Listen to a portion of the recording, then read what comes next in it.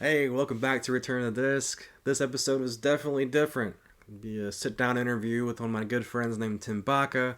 Talk about fishing, bowling, physical media, movies, and what he's been up to on the gridiron, helping out a local community. So, without further ado, here's my interview with Tim Baca. What is up, dude? I'm glad that you're here and known you for a while. You're a guy of all traits, many occupations over the years. But we met at the bowling alley in Derby. I don't know. I'm gonna say it was, and correct me if I'm wrong. I'm gonna say it was like summer of 2005 or something like that. I bet it was like 2000. I bet it was 2004. Okay. Well, Somewhere it was somewhere in there. I got a memory of meeting you in league, not really know much about you, but then I took some classes at Butler Community College. Ran into you there in the lobby.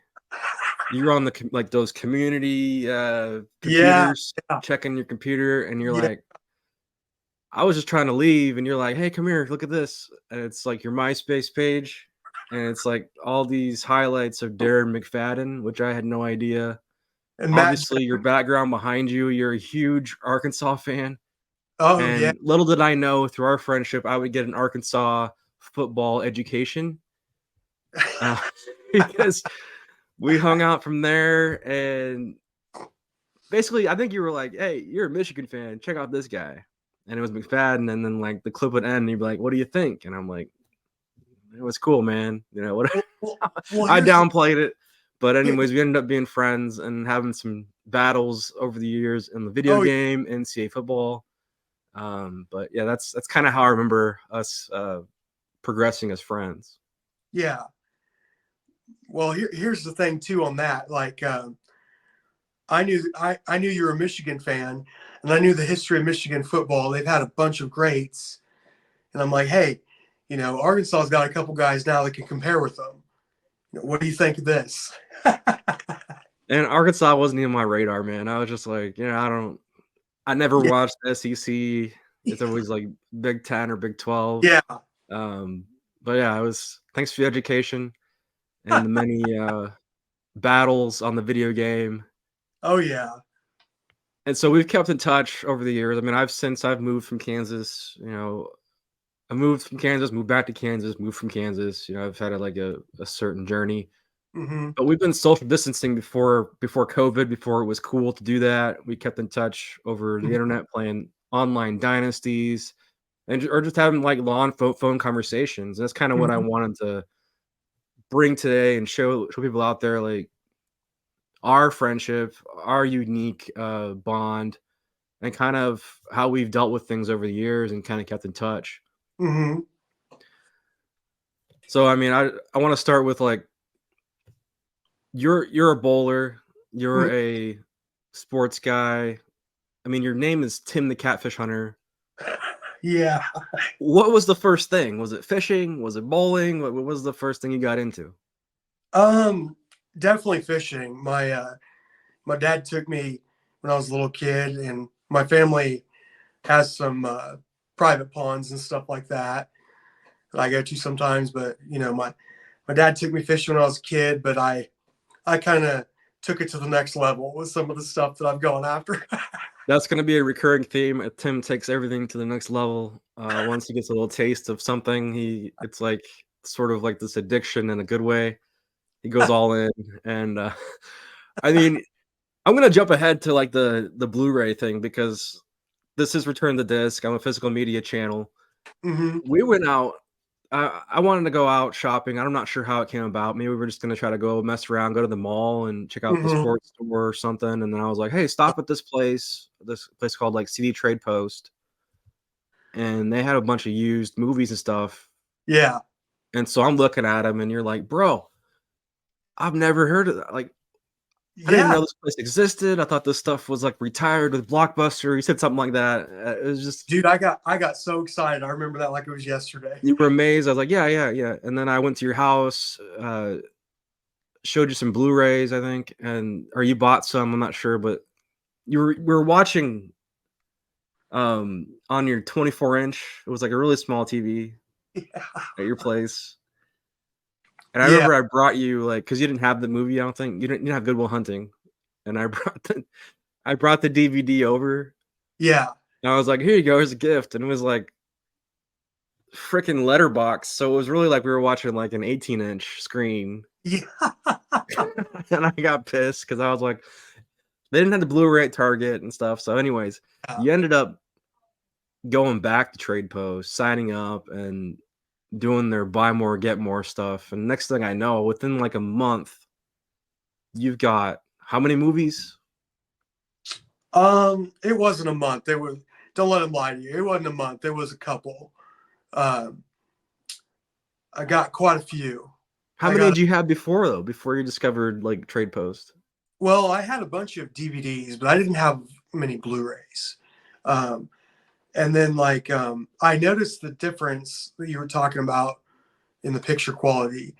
Yeah. Uh, so I maybe had three Blu-rays or something like that. But then I took advantage of that before they went basically out of business, and I probably got close to I don't know, probably 800. I mean, I would go in there with you after that, and they like knew your name. They were so excited to see you, and it felt like you were keeping the lights on for them. It was amazing. Well, Um, whenever I stopped going, you saw what happened. I mean, and since then you upgraded your TV twice. I mean, I don't want to go into details. I know I don't want to get robbed or anything, but you had went from a small TV. You went big or go home. That's kind of the theme with you. Is Well, you always go in, go all in. I mean, at one point, I feel like you had a bait shop. yeah, I kind of did. See, You had like a whole that's where the whole thing, Tim the Catfish Hunter, came from. Was because I yeah, I mean, you knew. I mean, you knew me when this stuff was going on. Before I started bowling everywhere, um, and bowling tournaments all over, I was fishing all over the place. I was making weights. I was getting a lot of rods, and I was getting rid of some. Getting some. I was fixing reels all the time, and I was literally traveling all over the place fishing. yeah. You definitely know the spots in Kansas, especially southern Kansas, Oklahoma, maybe. I mean, where all have you fished? Basically, Kansas and Oklahoma, and a little bit in Arkansas. Yeah, yeah. You've caught some big fish over the years, mostly catfish, right? Yeah, I like going after catfish. Yeah. Well, you earned that name, bro. You earned that name. That's hilarious. You're not the only person that has said that to me. And I start laughing. I'm like, well, and you know where Catfish Hunter comes from, right? Yeah, grumpy old men. Yeah. So I was like, oh man, that's a great name. So I was like, just put Tim the Catfish Hunter on everything. I mean, That's the other even, thing, dude. It's like there's so many deep cuts with you, man, that I don't even expect. Like when you came and looked at my collection, and I had like grumpy old man, and like nobody our age really knows about those movies. That and we were like quoting lines to each other, and we barely know each other. It was great. It was like, yeah, wow, we know about this movie, that movie. And I want to talk about another deep cut, and this is kind of jumping ahead to this past summer. You came up to visit me in Ohio, yeah, and we planned this like amazing trip. yeah, But one of the first things when you got here, I played a song, Bruce Hornsby, "Show Goes On," yeah, and which I had just discovered from the show The Bear on Hulu, and the yeah, first couple notes played, and you're like, "Oh yeah," and I'm like, "You know the song? Like, how do you know Bruce Hornsby, The Show Goes On?" And you're like, "Dude, it's Backdraft." I was like, "Ah, man, yeah. of course it's Backdraft." I was like, I've known this song since the early '90s, man. And you're like, what? I thought I was the only one. I love this song. I was like, yeah, that's great. I mean, it's such a random song to play every morning, but I was playing it like every morning for like the whole summer. Oh, it's epic, man.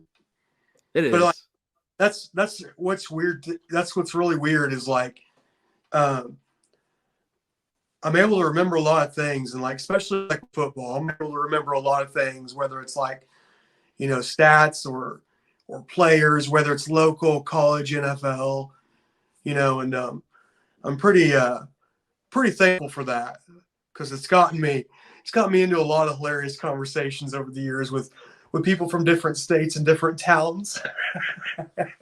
Well, even movie quotes. I Yeah. mean, quotes from Backdraft, even Braveheart, Oh Saving yeah. Private Ryan, Oh Forrest yeah. Gump, Rudy, Definitely. Good Will Hunting. I gotta say, it's probably one of the ones that we've watched together a lot. Scarface is another one that's like therapeutic for us. That makes it sound bad. Am I missing any other? I mean, Scarface is great because No, it's like it's it's got it great all. It's comedy, action, to say watching crime. It's Grand therapeutic. Theft That, Auto. that might sound like bad. It's a great movie. Oh yeah, I love it. It's hilarious. Have you ever really done any like fishing tournaments or any been competitive fishing? Has that You kind of ever know been a ambition for you? what's funny? A lot of people tell me that I should really do that, and I have never once fished in a tournament. That's Um, surprising to me. I have never once in my life fished in a tournament anywhere, and the the hilarious thing about that, I have a lot of friends that have fished in tournaments, and they would be posting that they haven't caught anything, but I would happen to be either like say downriver or in another spot nearby, and I'm not in the tournament, and I'm catching stuff, but they're not catching stuff, and I'm not only catching stuff, I'm catching big stuff, Oh yeah. and it's it's hilarious because like one time a friend of mine we were all at this lake, and I told him that this spot was really good, and he's like, all right, well, I'll try here and you can go fish over there. And I was like, okay, that works for me. Well, he literally fished there for 3 hours. He got mad and left. Then I went over to the spot that he was at, and I caught 3 fish over 20 pounds in like 20 minutes after being there. And then I sent him a picture of me holding the fish. I was like, I told you it was a good spot. Do you think you just missed out with not being patient or just, I think some of it, yeah. or who knows, he could have been getting bites but not knowing what to do. So there's a different kind of when you're reeling in a catfish, it's different than your traditional trouts or whatever. It's just different, depends on the fish. Yeah, you gotta let it tire itself out. That's what I see a lot of people try to muscle it in, and their line breaks, and they Okay. don't Yeah, I can see that.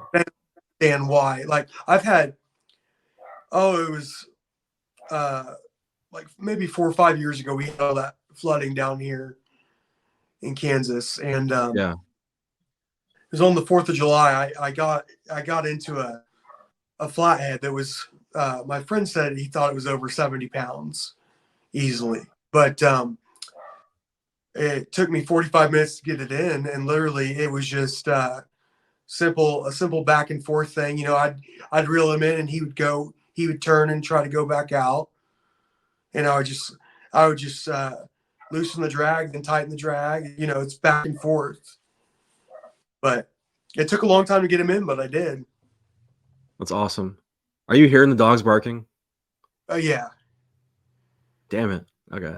But then, while you've been fishing, it seems like you kept up with bowling through the years.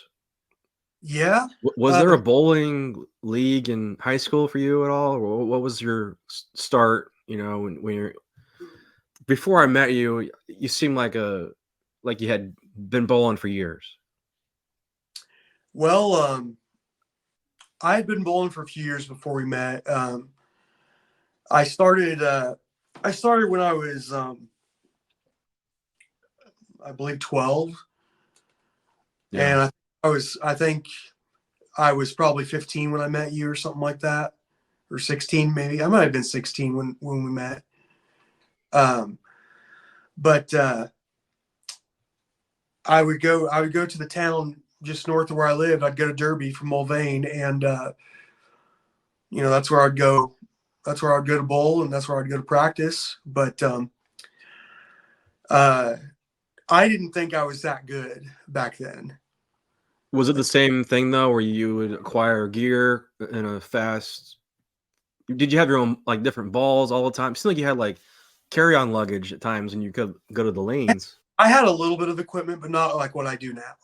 Yeah, That was and that was later on that I one thing started. I noticed about bowling against you those few years, you're just so consistent.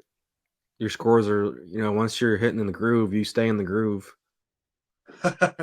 Whether Yeah, it be on NCAA football with your offense, with the Blu-ray collection and the bowling and the fishing, you so I don't know if it's like you're focused or you're just naturally consistent. I mean, what do you think it is? Are you that focused? well, now I am. I got later on in my career, which you've been you've been basically watching it the whole time since we've been friends for so long. But basically, I have a bowling coach, and he's taught me a lot about focusing, a lot about mindset, and a lot about a lot of different things. But it's hilarious because I'll do things, and I can't tell you how many times I've gone to tournaments, and people they'll look at me, and they won't think anything. They'll think like, this guy doesn't know what he's talking about, or like, this guy Right. doesn't have a chance, or anything like that. And I'll hold my own against them. Uh, but it's all mindset. It's not because I can do more with the ball than they can. It's just mindset. It's literally like, in my mind, I believe in myself, and it helps me perform better, as opposed to if I did not. Yeah. With the success that you've had, I mean, you've had many 300 games or great series over the years, Yeah. and with the fishing too, and everything. It's just, do you get a lot of people that are like sort of bandwagoners where they're like, "Hey, I want to know how to bowl like that. I want to know how to catch that. Where'd you catch that at?" Are they a lot of people come out of woodwork, not Oh man. necessarily they're like the greatest of friends, but they come out of the woodwork and they want that instant success. Whereas you've spent the time to get to this point. Do you have a lot of that happening? Oh, especially with the fishing. They want to know when I caught it, where, how. I mean, they want, and all these people, they want to go fishing with me, and it's so funny to me because, like, I know exactly what they're doing. Yeah. They want me to take them to where I'm going, and then they want to go without me. See, for me on the outside, it seems like the conditions would have already changed on the lake, or the weather has changed, and the fish move probably, right, or just Oh the yeah. you kind of have to play the weather. Well, That's what it seems like. Correct me if I'm wrong, but there's like no exact science to like a guarantee of a catch, right? I don't care what anybody says. Like, you can never guarantee it. Yeah. Um, but your odds are better if you do this or this sometimes. And sometimes I'll look at with the fishing. I'll look at the wind. I'll look at if there's a front coming in, if there's a storm, wherever there's a storm at. I'll factor in all these different things, and then I'll go to a spot, kind of thing. But yeah, I mean, and I literally have so many people too have talked to me about How do you do this? And don't get me wrong, I'm willing to help Yeah. any. Um, I've actually got a funny story for you about that. Uh, All right. Cool. Somebody, uh, we'll just tell we'll call we'll call him Johnny, Johnny. like on Cobra Kai. We'll call him Cobra Johnny. Kai. Okay. So Johnny Lawrence. yeah, there was a league that I was in. It was a very high, This is very bowling, right? yeah. Okay. It was a very prestigious league. The best of the best in the area were in it. So there were some pros in it. There were some All Americans in it, national champions. This is like the All Valley tournament then, or a Cobra Kai type thing. It kind of is. But you know, when I met a lot of them, none of them. It was so funny because none of them gave me. They looked at me and they didn't think that I was going to be that decent or that good. And I literally I held my own against them, a lot of them, and I passed a lot of them. Like it was kind of a thing where it was like 2 games, you bowl 2 games on a pair, and then you move pairs to Yeah. some other part of the house. And literally, like I'm I'm bowling against these guys, and these guys are great bowlers. You know, Johnny and Daniel's son are great bowlers. You know what I'm saying? Uh, Yeah. and in my mind, I believe I'm great too. But at the same time, I'm not selling it that I believe that, if that makes sense. Like I'm not carrying. Oh, I'm not letting it be known that I believe I'm great, if that makes sense. Well, uh, I end up literally game one. These guys end up. Uh, I mean, they end up beating me by like 40 sticks or something like that. And then the next game, I ended up passing them. So Yeah. beating them by more than 40 to end up passing them in the series to get the most points on that pair. And then they laughed. They laughed, because one of them asked me, like how many points did you win? And I had just got done venting about how I hardly won any. And then he laughed and he was like, "Yeah, I didn't mean to put it that way." And then like, um, No literally, mercy. huh? Like Literally, no mercy. yeah, yeah. Literally, the next round, I passed him. I bowled better and I passed him, and I earned a nickname of Sneaky Bastard that night, and it was pretty funny because literally I I did it and they didn't see it coming, and like a lot of people that have bowled against me, uh, they say I'm quiet about it. I'm not in your face about it. You know, I'm more or less. If I end up winning the match, a lot of times I don't say much about it. I just leave the building. Yeah, I think that's sounds like humbleness. Now, there's been plenty of times where I've had to speak up and stick up for myself, Yeah. but I had to learn. I had to learn the difference of speaking up to stick up for yourself and speaking up just to be an ass. When you're facing that kind of like adversity where you have those people that are kind of, I guess, they're trying to get in your head a little bit and have like that natural doubt. How do you handle that Well, in anything?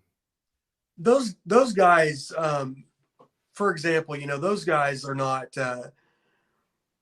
Johnny and Daniel's son that we're referring to. Those two guys, I'm pretty good friends with them. You Okay. know, today. I don't think that they were trying to get in my head, But the ones that do try and get in my head, I kind of like, I still have my moments where I fail at it, but I kind of just laugh at them because I know what they're doing and I know why they're doing it. So basically, and this goes for basketball, this goes for football, baseball, whatever. If I have to talk crap to you, then literally I do not believe in myself enough that I can beat you straight up. So really, if you're talking crap to me and trying to get into my head, I laugh and I think of it as a compliment. And You then do like, like the Michael Jordan thing, where you make it fuel. yeah, that's the only way to be, man. That's the only way. That's the only way to be. Because literally, um, and I see it so many times too.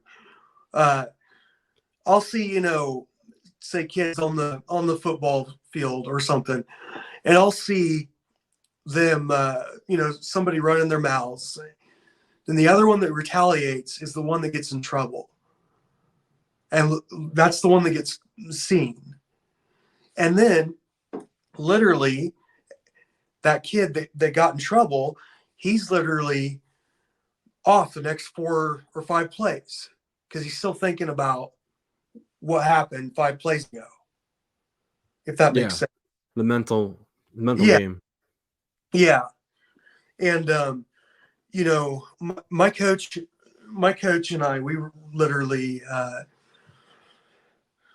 one summer I sat down and I said to myself, um,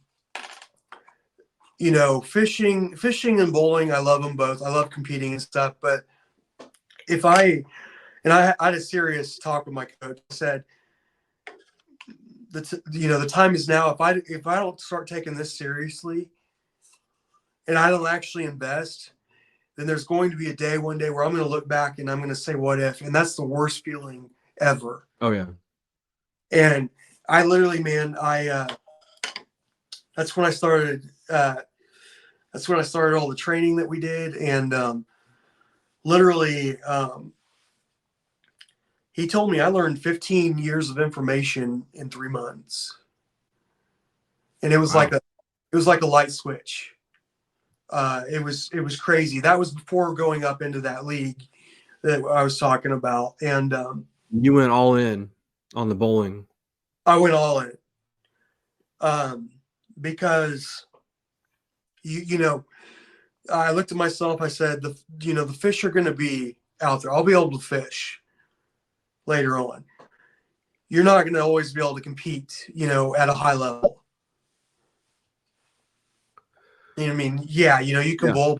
Yeah, you can't bowl at a high level forever. And I think it goes back to you can't just buy your way to being a good No, bowler. You can't just buy equipment and expect to no. bowl a 300. And I'll tell you what too. I like I put in so much work that people don't even realize. And that's the thing, like, you can't buy your way into being great at something. You have to work, and it's not just working like when you're at practice on the practice field. You know, it's working every day. It's working when nobody's watching. Literally, I can't tell you how many times I've been studying things at home. Whenever, like, say I was out with an injury or it's off season, whatever. Like, so many times and for so long, all I was doing, I was working on it every day, and it was so funny because it was go to work, and then it was work on that, go to work, Yeah. work, and it was for years I did that. But I can relate to that. I mean, people ask me, I put a movie on Amazon Prime and they're like, "Oh, your life is set, right?" I'm like, "No, I'm just beginning." And they're like, "Well, how do you make a movie?" I'm like, you do it.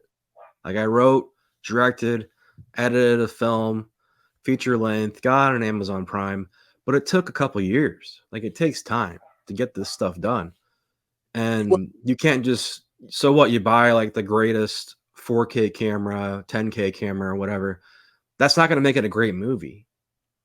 You yeah. use the resources you have and you tell the best story you can, but it's the way that you frame the shots, it's the way that you get the actors to act out your script, and the Mm, way that you edit it all together in post. That's really what makes it all come together into this recipe of success. And so I kind of relate to that, what you're saying as far as you're putting the work in when nobody's watching. I'll watch movies that are related to the ones I'm going to make, oh yeah, find inspiration that way. I listen to a lot of podcasts with filmmakers, and I'm always like, doing this something like this, and putting this together is also practice in some yeah, way of creating and making the art. So I definitely relate to that. for sure. Well, and it's funny too, because um, I brag about my friends all the time. Like you've known me for a long time. You've heard me bragging about my friends' success, and Yeah, I I'm not really one to brag about my own success, if that makes sense. I'm not either. I probably should do it more, promote things more, but I don't. Yeah. Well, I just um, that's always the way I've been. Uh, I've always not really been kind of one to throw my accomplishments out there like that, or uh, I think the most like trash talk you've done with me is like through memes, you know, or gifts, or it's but that's just years of friendship and this yeah, sort of shorthand that we have, yeah, yeah. that it'll bother me, but I won't be too mad, kind of thing. It's just yeah, it's Well, hey, like I can and say F you and you'll be like laugh it off, like whatever, like yeah, yeah. I can't tell you how many times you've said that to me, and I just started laughing. what are you doing now? And what are you looking forward to in 2024? So, well, it's funny. I kind of took a shift. Yeah. I I did some crazy training from May to uh, August. I hiked like 400 and something miles, like in some. And you shot like a nature documentary. If you go to his Instagram, Tim the Catfish Hunter, and scroll back to last summer, there's so many shots of deer and nature and these interesting parks that you went to, like in Oklahoma. And Yeah, Oklahoma and Kansas. I went all over the place, and um, well, I was telling something happened. Something happened to me. I won't go into details, but like, uh, it kind of it had the verge of breaking the mindset and all the training that I've had, and everything, and basically the hiking and the working out was a way for me to push through it. And bowling season started back up, and I literally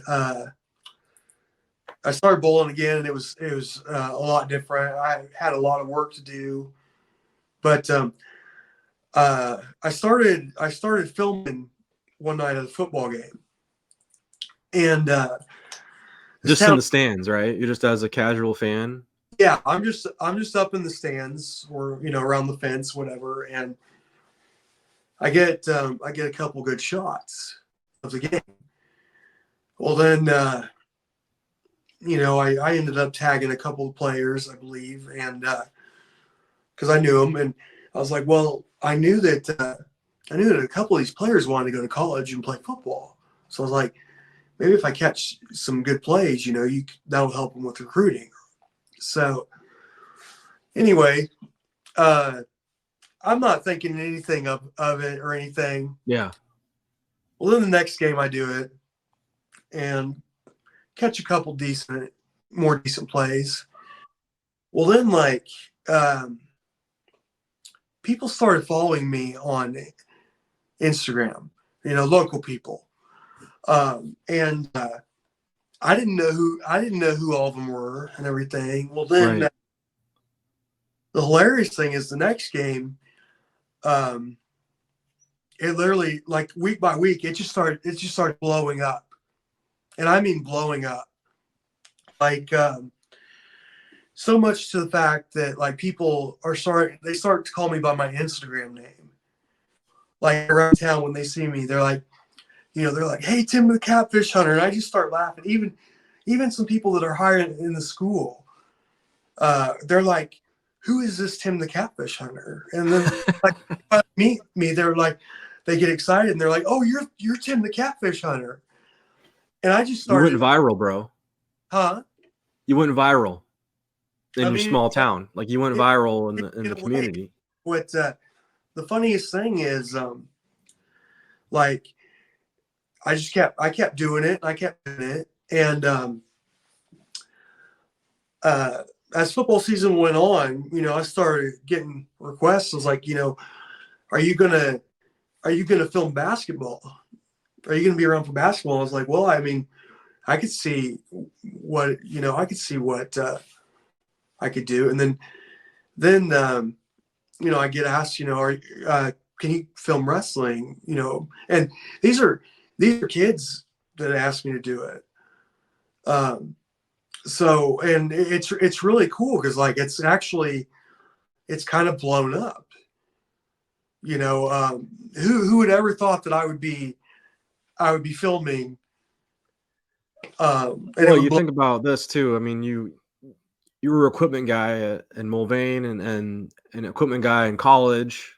Yeah, And so you have that background too in football, and you've always you know a lot about Kansas high school football in general, just yeah, from being a fan and going to the games, yeah.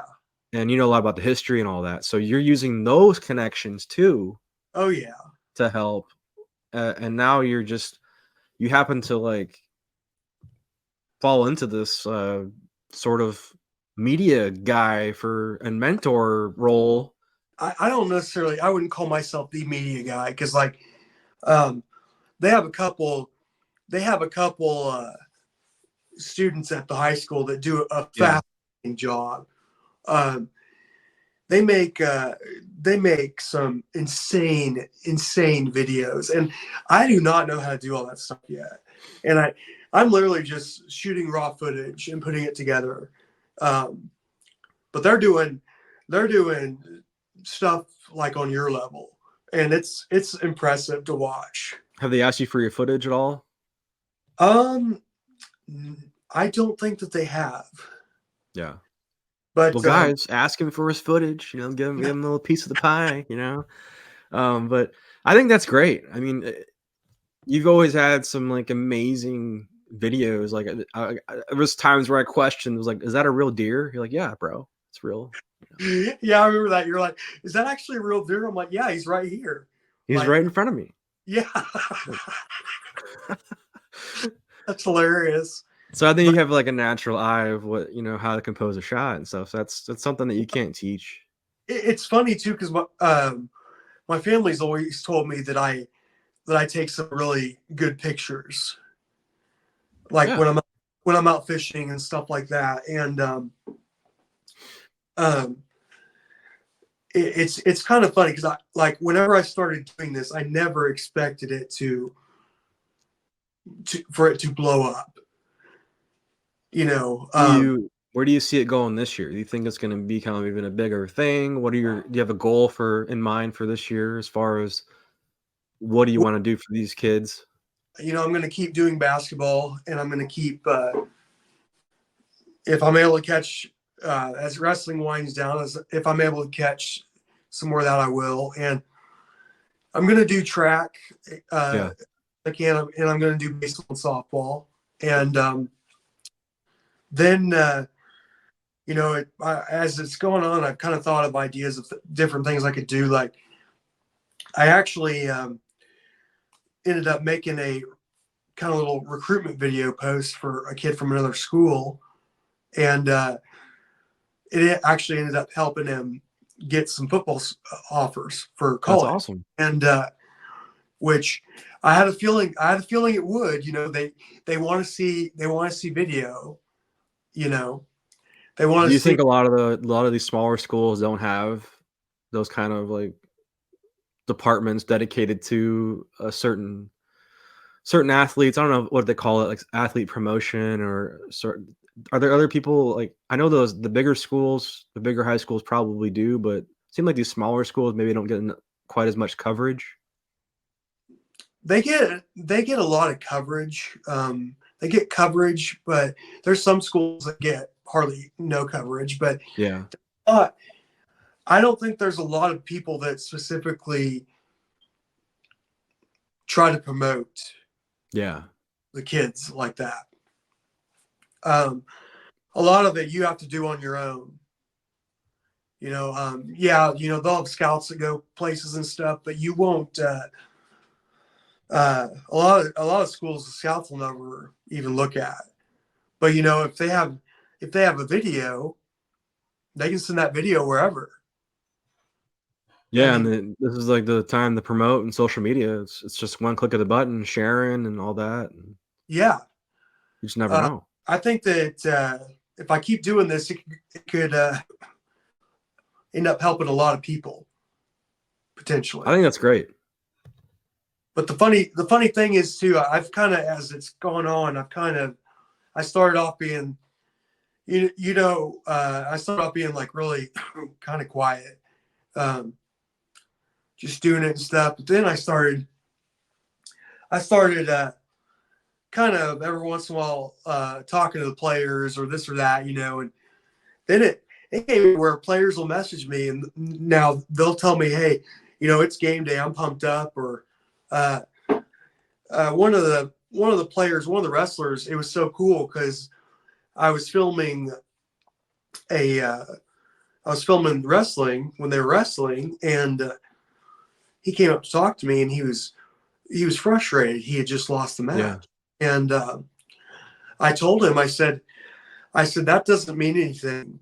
I said literally, you've still had a great day. You've won this many out of this many. That's your only match that you've lost.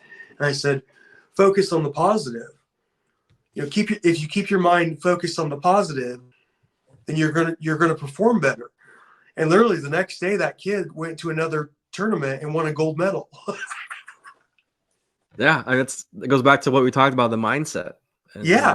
you're kind of passing those tools on. Well, and the funny thing is, and I've helped a couple people with mindset.